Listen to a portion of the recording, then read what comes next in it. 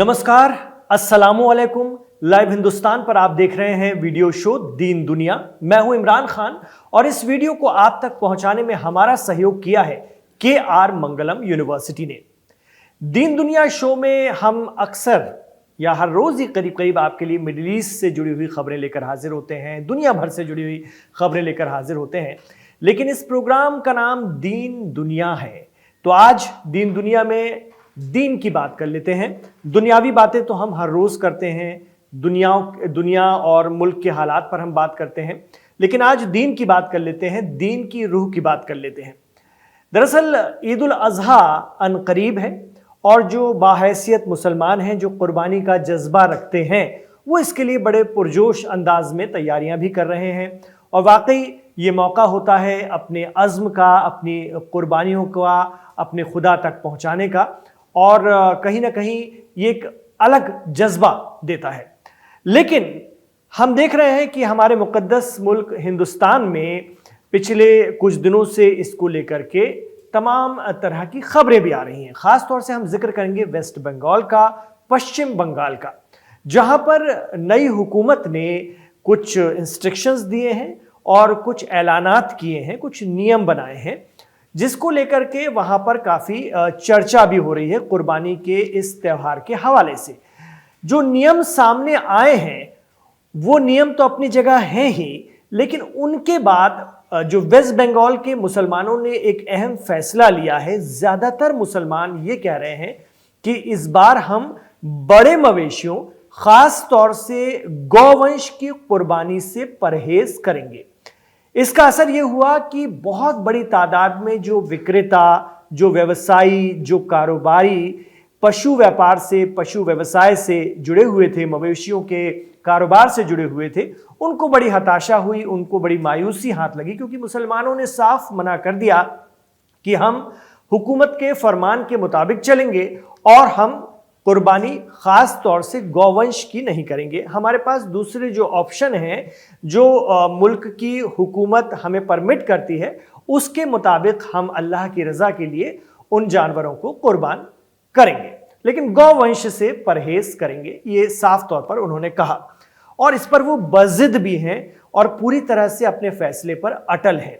और इसको लेकर मुल्क भर में तरह तरह की चर्चा हो रही है। हिंदुस्तान से बाहर भी, जहां हिंदुस्तानी रहते हैं, या दूसरे ममालिक में भी इसको लेकर के बहुत सी बातें हो रही हैं। तो हमने सोचा आज दीन दुनिया में दीन का जो हवाला है इसको लेकर के, इस्लाम इसको क्या लेकर के क्या कहता है, उस पर भी रोशनी डालते हैं। और इसके लिए हमने कई आलिम दीन से बात की और हमने पूरी कोशिश की कि जो अहले सुन्नत से जो जुड़े हुए आलिम दीन हैं उनसे भी बात करें और शिया आलिम दीन से भी बात करें कि कुरान की रोशनी में, अल्लाह के रसूल के फरमान की रोशनी में वो क्या कुछ बता रहे हैं, और सबसे बड़ी बात इस्लाम की रोशनी इस पर किस तरह से डाली जा सकती है। तो हम एक एक करके आलिम दीन की बात आप तक पहुंचाने की कोशिश करेंगे ताकि किसी भी तरह का कंफ्यूजन न रहे, क्योंकि हमने ये भी देखा पिछले कुछ दिनों में कि इसको लेकर सियासत भी बहुत हुई। और वेस्ट बंगाल के ही एक सियासतदान हैं, उन्होंने कहा कि नहीं भाई, कुर्बानी तो हम करेंगे ही, ये तो हमारा हक है और ये जानवर कुर्बानी हम कर सकते हैं और पहले से करते आ रहे हैं, तो हम करेंगे। लेकिन वहाँ के मुसलमानों की एक राय है कि नहीं, हमें बड़े जानवरों में खास तौर से गौवंश से दूर रहना है। उसके बाद जमीयत उलेमा हिंद का एक बयान आता है जिसमें वो कहते हैं कि भाई हम तो चाहते हैं कि गाय को हुकूमत राष्ट्रीय पशु, नेशनल एनिमल घोषित कर दे। ये बात उन्होंने कही और हम इसका समर्थन करेंगे। इसके बाद जो फुरफुरा शरीफ के पीरजादा हैं तोहा सिद्दीकी, उनका भी एक बयान आता है जिसमें वो कहते हैं कि ये बिल्कुल सही बात है, अगर मुल्क या स्टेट की हुकूमत ने कोई फरमान जारी किया है तो सबको उसका पालन करना चाहिए। उसके बाद नरवोदा मस्जिद के जो इमाम हैं मोहम्मद शफीक कासमी साहब, उन्होंने भी मुसलमानों से अपील की कि वो बिल्कुल भी इस बात से परहेज करें और ऐसे किसी भी जानवर की कुर्बानी न दें जो कि हमारे जो हमवतन भाई बहन हैं उनकी आस्था को ठेस पहुंचाती है। इससे बचें और उसका सबसे अच्छा तरीका है कि आप खरीदें ही नहीं, हत्ता कि गैर मुस्लिम भाई बहन उसको सेल कर रहे हो, बेच रहे हो। और आमतौर पर यही देखा जा रहा है, खासतौर से वेस्ट बंगाल में ये परंपरा, ये रिवायत रही है कि वहां पर गैर मुस्लिम जो लोग हैं वो मवेशियों के कारोबार से जुड़े हुए हैं। वो साल भर तैयारियां करते हैं और लोन ले लेकर के अपने मवेशियों को तैयार करते हैं, ताकि उन्हें इंतजार रहता है ईद उल अजहा का, बकरीद का, कि इस मौके पर उन्हें अच्छी आमदनी हो जाएगी और साल भर उनकी रोजी रोटी इससे चलती है। इस हिसाब से वो मवेशियों को पालते हैं। लेकिन इस बार उन्हें बड़ी मायूसी हाथ लगी। लेकिन हम यहां पर दीन की रोशनी में बात करेंगे और इस्लाम को जानने, समझने, पढ़ने वाले इस पर क्या कहते हैं, इस पर हम बात करेंगे। तो जैसा कि मैंने आपको शुरू में बताया, हमने आलिम दीन से बात की, तो सबसे पहले मैं मौलाना मजाजुल हक साहब का जिक्र करना चाहूंगा। हिंदुस्तान के बड़े आलिम दीन हैं, रूहानी मरकज सहारनपुर से जुड़े हुए हैं और आप जो है इस्लाम की रोशनी में बहुत डीप स्टडी के साथ बातों को रखते हैं, रखने के लिए जाने जाते हैं। मौलाना मजाजुल हक साहब ने एक बहुत अहम बात करी। मौलाना मजाजुल हक साहब कहते हैं, पहली बात तो यह है कि कुर्बानी सुन्नत है, फर्ज नहीं है, यानी सब पर वाजिब नहीं है। कुर्बानी करना हर मुसलमान पर जरूरी नहीं है, इसे सबसे पहले याद रखना चाहिए। क्योंकि जो लोग बजिद हैं, खासतौर से जो लोग जिद करते हैं कि अच्छा किसी ने मना किया है तो हम तो अब करेंगे ही, इस बात को हमें सबसे पहले छोड़ना होगा, क्योंकि कुर्बानी फर्ज नहीं है। इसके बाद उन्होंने बताया कि इसमें अल्लाह ने ऑप्शन दिया है कि आप जिस भी जगह पर रहते हैं वहां की हुकूमत के जो हुक्म हैं आपको उन्हें मानना होगा, बस इस बात को छोड़कर कि आपकी हुकूमत आपको फर्ज से ना रोकती हो। मतलब कोई हुकूमत अगर आपसे कहे कि आप नमाज नहीं पढ़िए, नमाज सड़क पर पढ़ने के लिए मनाही नहीं, मतलब घर के अंदर भी मत पढ़िए, तो ये फर्ज से रोकना हुआ, ये नहीं मानना है आपको। इसका मानना बिल्कुल जायज नहीं है, इस पर आप रिजेक्ट कर सकते हैं। लेकिन वो बातें जो हुकूमत जो फर्ज नहीं है और उस पर हुकूमत ने कोई प्रतिबंध लगाया है तो आपको उसे मानना ही चाहिए। अगर पश्चिम बंगाल या मुल्क के किसी भी जगह या किसी भी खास जानवर की, चाहे वो उत्तर प्रदेश हो या किसी भी स्टेट में किसी भी खास जानवर की कुर्बानी से हुकूमत मना कर रही है, इसको गौर से सुनिएगा, तो उसे मानना ही होगा। ये आलिम दीन कहते हैं बकौल मौलाना मजाजुल हक, तब भी अगर कोई जोर जबरदस्ती करके आदेश के खिलाफ जाता है या कोई अना दिखाता है कि नहीं अच्छा सरकार ने मना किया है, ये तो हमारा हक है, हम तो करेंगे, तो इस तरह की अना, अहंकार, अहम अगर कोई दिखाता है तो मौलाना मजाजुल हक साहब कहते हैं कि अल्लाह की राह में वो कुर्बानी कबूल ही नहीं होगी। वो कहते हैं कि ये एक तरह का गुनाह माना जाएगा कि आपकी हुकूमत ने मना किया और आपने चोरी छुपे जिद में आकर के उस प्रतिबंधित पशु की कुर्बानी की, जो आपकी स्टेट ने, जिस मुल्क में आप रहते हैं, उसने इसको लेकर के खास तौर से आपको हिदायत दी थी कि इसकी कुर्बानी नहीं करना है। आपके पास ऑप्शन रहते हैं तो आप उन ऑप्शंस में जाइए, ना कि बजिद होकर कोई ऐसा काम कीजिए। ये अपने आप में सामाजिक जुर्म तो है ही, आपको इसके लिए सजा तो होगी जो हुकूमत ने मना किया अगर किसी चीज के लिए, साथ में अल्लाह की नजर में भी ये गुनाह है और ये कुर्बानी हलाल नहीं मानी जाएगी। तो ये हो गई मौलाना मजाजुल हक साहब की बात। अब आते हैं हम मुफ्ती शमून कासमी साहब। मुफ्ती शमून कासमी साहब उत्तराखंड के एक बड़े मुफ्ती हैं और उत्तराखंड मदरसा बोर्ड के प्रेसिडेंट भी हैं। चूंकि वो मुफ्ती हैं तो उनसे हमने भी बात की खास तौर से और समझने की कोशिश की कि इस्लाम की रोशनी में क्या कुछ समझा जाए इस हवाले से, क्योंकि एक बड़ा चर्चा का मौजू बन गया है, इसलिए दिन दुनिया में भी हमने इस बात को शामिल किया। तो मुफ्ती शमून कासमी साहब कहते हैं कि इस्लाम ये साफ कर देता है कि हम जिस मुल्क में रहते हैं उसका और उसके लोगों का ध्यान रखना हमारा फर्ज है। ये उन्होंने साफ तौर पर कहा कुरान की रोशनी में। उन्होंने कहा कि जो चीजें किसी भी मुल्क की सरकार ने, चाहे वो इस्लामिक हुकूमत हो, चाहे वो जमहूरी हुकूमत हो, चाहे वो इस्लामिक जमहूरिया हो, किसी भी तरह की हुकूमत हो, उसने अगर उसको मान्यता नहीं दी है, प्रतिबंधित किया है, बैन लगाया है, तो आपको उसकी नाफरमानी नहीं करनी है। वो कहते हैं कि इस्लाम अपने आप में त्याग और कुर्बानी का नाम है। और सबसे बड़ी बात यह है कि बिरादराने वतन, देखिए दो जो आलिम दीन हैं अहले सुन्नत से, उनकी एक बहुत अहम बात उनके हवाले से आ रही कि बिरादराने वतन यानी हम वतन भाई बहनों की आस्था का सम्मान करना ही पड़ेगा, चाहिए ही चाहिए, क्योंकि हम सब एक ही मुल्क में रहते हैं। खुदा ने हमें उस मुल्क में पैदा किया और वो हमारा भी मुल्क है।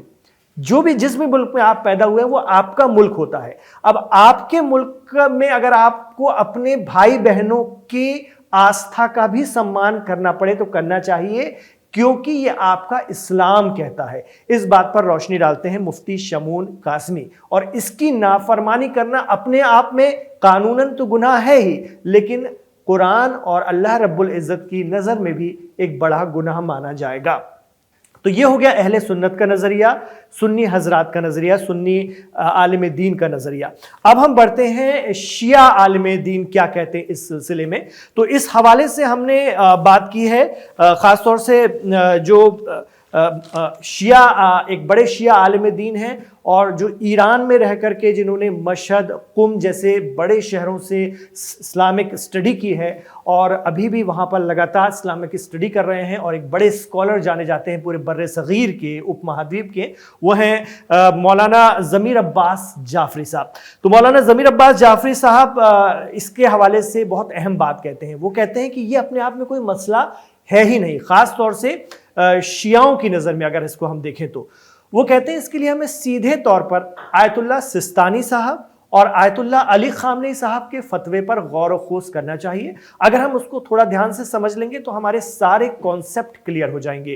तो मौलाना ज़मीर अब्बास जाफरी साहब के हवाले से ये बात कही जा रही है कि आयतुल्लाह सिस्तानी और आयतुल्लाह खामनेई साहब ने ये साफ कह दिया है अपने फतवे में कि जिस मुल्क में रहो उसके कानून का पालन करना ही है। ये देखिए तीसरी बार ये बात आ गई है। ये अहले सुन्नत की तरफ से भी आ रही है और शिया हजरात की जानिब से भी आ रही है कि जिस मुल्क में रहो उस मुल्क के कानून का पालन करना ही है। यानी लेकिन इसमें ये बार बार ये साफ कर दिया जा रहा है कि जब तक कि कोई हराम चीज या वो चीज जो इस्लाम में मना की गई है उसे करने के लिए कोई फोर्स ना करे। तो आमतौर पर ऐसा होता ही नहीं है। जो चीजें इस्लाम में मना की गई हैं कोई हुकूमत उसको करने के लिए नहीं कहती है। तो वह आपकी सीमाएं वहां तक हैं, आपको पालन करना ही है हर हाल में। बस आपकी सीमा वहां खत्म होगी जहां पर आपके मजहब के अनुसार जो चीज मना की गई, अगर उसको जोर जबरदस्ती के करके पालन कराया जाए तो ऐसा कहीं पर भी नहीं होता है। हत्ता कि शिया इस्लाम में अगर हम देखें हुकूमत के कानून का पालन करना, तो मौलाना ज़मीर अब्बास जाफरी साहब उसको इस तरह से भी बताते हैं कि यहां तक कि आपको जो ट्रैफिक सिग्नल है उसका भी पालन करना है। अगर हुकूमत का वो नियम है उसको तोड़ना भी एक तरह का गुनाह माना जाएगा, क्योंकि हुकूमत का वो हुक्म है। ये साफ तौर पर इस्लाम कहता है। यानी इतनी बारीकी से नजर रखता है इस्लाम चीजों पर, क्योंकि इस्लाम न सिर्फ एक धर्म है, एक मजहब है, बल्कि एक तर्ज जिंदगी है, एक जीवन जीने का तरीका है और वो हमें पल पल पर हमारी रहनुमाई करता है कुरान के हवाले से। ये हम सभी जानते हैं। इसको देखें तो इस्लाम में कुर्बानी फ़र्ज नहीं है, ये भी साफ तौर पर मौलाना ज़मीर अब्बास जाफरी साहब बताते हैं। लेकिन जो लोग बाहैसियत हैं, जिनके पास में इसको करने की हैसियत है, वो इसे कर सकते हैं और उसके कुछ नियम हैं और वो सभी मुसलमान जानते हैं, उसको यहाँ बताने की ज़रूरत नहीं है। लेकिन वो ये भी साफ कहते हैं कि बड़े जानवर को लेकर, बड़े जानवर की कुर्बानी को लेकर भी कोई ऐसा प्रेफरेंस नहीं है शिया इस्लाम के मुताबिक। ऐसा कुछ नहीं है कि आप बड़े जानवर की कुर्बानी करेंगे तो कोई बड़ा ज़्यादा सवाब मिलेगा, ऐसा कुछ भी नहीं है। ना ही उसको लेकर के कोई स्पष्ट कहा गया है कि वही करना है। तो बड़े जानवर को लेकर कोई प्रेफरेंस है ही नहीं। इस बात को उन्होंने साफ कर दिया है। बड़े आलिम दीन हैं, ईरान में पढ़ाई कर रहे हैं। इसके अलावा इस्लाम में कुर्बानी फ़र्ज नहीं है। ये तीनों आलिम दीन के हवाले से हमने आपके तक बात रखी और उन्होंने साफ तौर पर कहा कि कुरान कहता है, एक आयत का वो जिक्र करते हैं, कुरान कहता है अल फितनतो अशदु मिनल कत्ल, और एक और आयत का हवाला देते हैं कि अल फितनतो अकबरो मिनल कत्ल।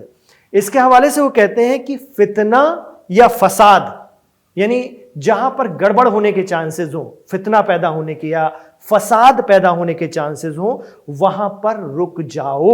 और ये जो आयत है खास तौर से, इसका मतलब उन्होंने बताया है कि फितना या फसाद कत्ल से भी बड़ा है। यानी कत्ल तो अपने आप में बहुत बड़ा गुनाह है ही, किसी की हत्या करना बहुत बड़ा गुनाह है ही, लेकिन उससे बड़ा फसाद पैदा करना गुनाह है। तो जो लोग किसी भी अगर हुकूमत का हुक्म है और उस पर उसको मान रहे हैं, बहुत अच्छी बात है, लेकिन जो उसकी नाफरमानी कर रहे हैं वो अपने आप में फसाद पैदा करने की कोशिश कर रहे हैं। तो अल्लाह ने कुरान करीम में फसाद पैदा करने को सबसे बड़ा गुनाह बताया है, हत्ता कि कत्ल से भी बड़ा गुनाह। मतलब कत्ल तो है ही बहुत बड़ा गुनाह, यानी उसकी तुलना कर रहा है कि कत्ल तो है ही सबसे बड़ा गुनाह, किसी का कत्ल करना सबसे बड़ा गुनाह है, लेकिन उससे भी बड़ा गुनाह फसाद पैदा करना। धरती पर फसाद पैदा ना करो। इसके हवाले से मौलाना ज़मीर अब्बास जाफरी साहब हजरत अली का एक बयान फरमाते हैं, जो महजुल बलागा नाम की एक बहुत फेमस जो किताब है उसमें दर्ज है, जिसके मुताबिक हजरत अली ने साफ तौर पर कहा है कि उनका कौल है कि जहां पर भी फितना हो वहां पर रुक जाओ। अगर तुमको ऐसा लगता है कि हमारे इस काम से फितना फैल जाएगा, फसाद हो जाएगा, वहीं रुक जाओ, आगे न बढ़ो। जरा आपके किसी भी अमल से, आपके जरा से भी किसी अमल से फसाद होने की संभावना है तो वहां पर रुक जाना ही सबसे अच्छा फैसला है। ये साफ तौर पर मौलाना ज़मीर अब्बास जाफरी बताते हैं। तो इसको अगर हम देखें तो इशारे सभी तरफ से यही है कि कोई भी ऐसी जिद नहीं करना चाहिए जो आपके मजहब की रोशनी में, आपके दीन की रोशनी में गलत हो, आपकी गलत छवि पैदा करे। और तीनों, चाहे वो अहले सुन्नत के आलम दीन हो, चाहे शिया आलम दीन हो, साफ तौर पर बताते हैं कि जहां आप रह रहे हो, जिस मुल्क में, जिस राज्य में, जिस जिले में, जिस गांव में, जिस कस्बे में, वहां के जो भी नियम हैं, आपको सरकार के बनाए नियम उनका पालन करना ही होगा। तो इससे पूरा कॉन्सेप्ट इस्लाम की रोशनी में क्लियर हो जाता है। आप में से बहुत से लोग इस बात को जानते होंगे, लेकिन चूंकि चर्चाएं बहुत ज़्यादा गर्म हैं और फिर इस तरह के मामलों में सियासत भी बहुत होती है, तो हमने कोशिश की कि इस्लाम की रोशनी में ईद उल अज़हा के हवाले से, ईद उल अज़हा से पहले आप तक दीन की रोशनी में जो बातें कही गई हैं वो पहुंचा दें। और ये बहुत अहम बात है, इस पर अमल करना सभी को चाहिए, क्योंकि अल्लाह के फरमान हैं, कुरान की रोशनी में कहे गए फरमान है, अल्लाह के रसूल, प्यारे रसूल हज़रत मोहम्मद मुस्तफ़ा सल्लल्लाहु अलैहि वसल्लम के फरमान हैं। तो इनसे हटना भी अपने आप में बहुत बड़ा गुनाह है। तो जिन जिन जानवरों की कुर्बानी पर प्रतिबंध नहीं है और जो आसानी से उपलब्ध हैं, जो किसी और की आस्था को नहीं ठेस पहुंचाते हैं, जो हमारे मुल्क के माहौल के हिसाब से, हमारे मुल्क की संस्कृति के हिसाब से, हमारे मुल्क की, हमारे माशरे के हिसाब से सही हैं, उस पर सबको अमल करना चाहिए। और यही तमाम बड़े आलिम दीन भी कह रहे हैं, यही बुजुर्गान दीन भी कहते रहे हैं, और यही समझदारी का तकाजा भी रहता है और कानून के पालन करने का तकाजा भी रहता है। तो दीन दुनिया में हमारी ये कोशिश आपको कैसी लगी, हमें कमेंट बॉक्स पर ज़रूर बताइएगा। और इसके हवाले से आपके जो भी ख्यालात हैं, जो भी विचार हैं, वो कमेंट बॉक्स पर ज़रूर बताइए। और आप अगर चाहेंगे तो हम इस पर और भी आगे आलिम दीन के विचार आप तक लेकर हाजिर ज़रूर होंगे ईद उल अज़हा से पहले। इमरान खान के साथ आखिर तक कनेक्ट रहने के लिए शुक्रिया। वीडियो पसंद आया तो इसे लाइक कीजिए, ज़्यादा से ज़्यादा शेयर कीजिए, आगे बढ़ाइए और अपना ख्याल रखिएगा। अपनी दुआओं में हमें और हमारी पूरी टीम को याद रखिएगा।